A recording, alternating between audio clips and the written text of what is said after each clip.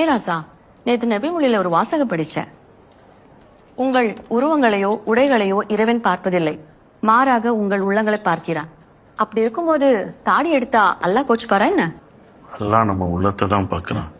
அதே நேரத்தில் அல்லாஹ் மீது பாரத்தை போட்டு உங்கள் ஒட்டகத்தை கட்டாமல் விட்டுறாதீங்கன்னு சொல்லுது. அதனால் என் நம்பிக்கையை கடைபிடிக்கிற முயற்சி தான் அந்த கேஸ் மேடம்.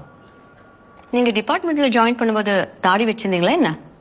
இல்லை மேடம், அப்போ இல்லை. எனக்கு கல்யாணமாகி 8 வருஷமாக குழந்தை இல்லை. 3 வருஷத்துக்கு முன்னாடி தான் பர்மிஷன் போட்டு மெக்காவுக்கு ஊரா போயிட்டு வந்தேன். அப்போ வச்ச தாடி என் நம்பிக்கை. அதுக்கப்புறமா அதை எடுக்க விரும்பலை. மேடம், அவரோட மனைவி இப்போ பிரெக்னண்டா இருக்காங்க. வாழ்த்துக்கள். Thank you madam. 1வது எதிர் மனுதாரர் பிறப்பித்த திருத்த மனுவை எதிர்த்து இந்த ரிட் மனு தாக்கல் செய்யப்பட்டது.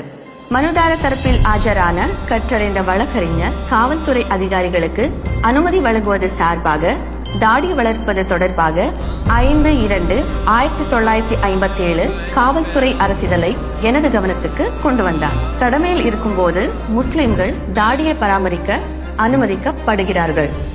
இந்த உத்தரவின் நகலை பெற்ற நாளிலிருந்து 8 வாரங்களுக்குள் சட்டப்படி தகுந்த உத்தரவை பிறப்பிக்குமாறு 1வது பிரதிக்கு உத்தரவிடப்படுகிறது.